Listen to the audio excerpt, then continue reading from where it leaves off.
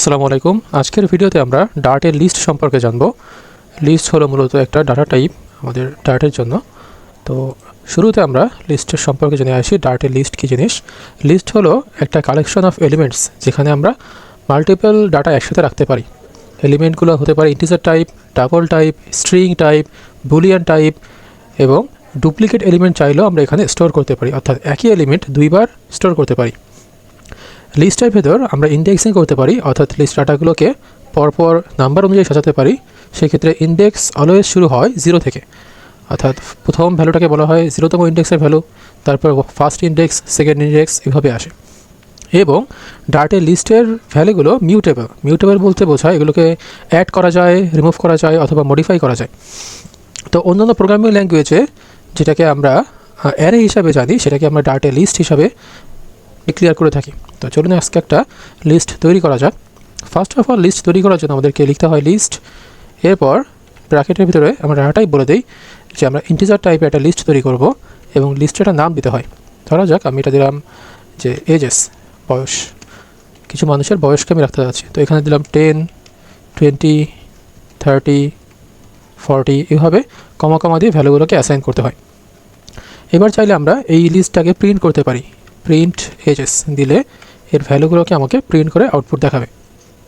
কনসোলে চলে আসছে 10, 20, 30, 40 এভাবে আমাদের ভ্যালুগুলো আমরা অ্যাক্সেস করতে পারি। আবার চাইলে অন্য কোনো ডাটা টাইপের ভ্যারিয়েবল তৈরি করতে পারি। ফার্স্ট আমরা লিখলাম লিস্ট,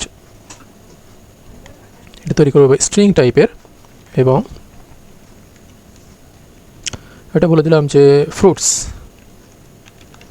বিভিন্ন ফলের নামকে আমরা লিস্টের ভিতরে স্টোর করে রাখবো।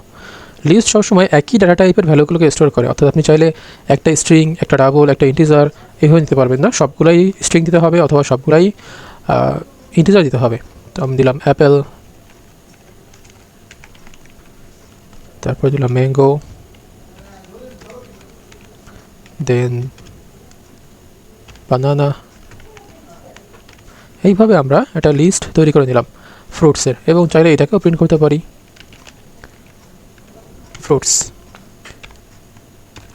এবার দেখেন দুইটা লিস্ট আমাদের প্রিন্ট হলো, একটা ইন্টিজার টাইপ লিস্ট, একটা হচ্ছে আমাদের স্ট্রিং টাইপ লিস্ট।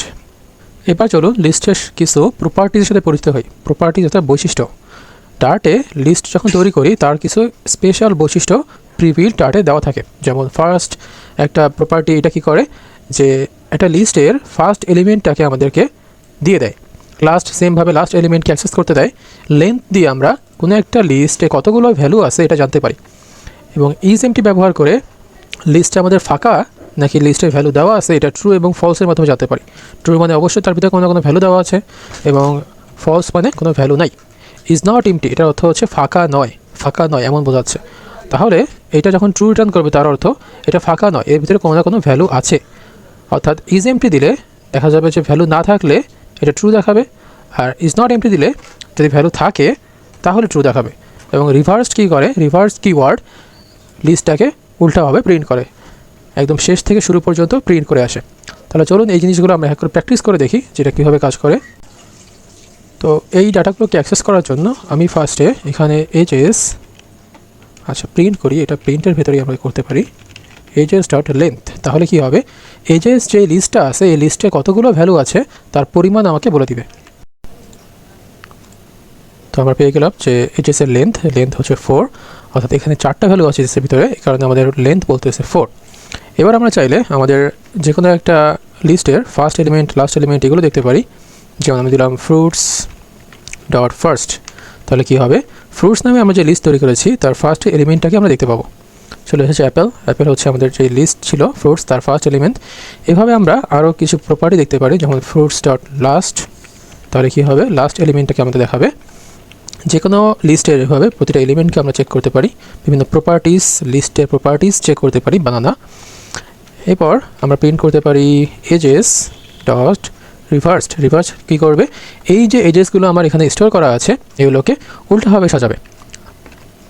দেখা যায় এই যে এখানে ছিল 10, 20, 30, 40, যেটাকে সে 40, 30, 20, 10 ছিল অ্যাসেন্ডিং অর্ডারে, চলে এসেছে ডিসেন্ডিং অর্ডারে, এভাবে সে ফুল রিভার্স করে দেয়।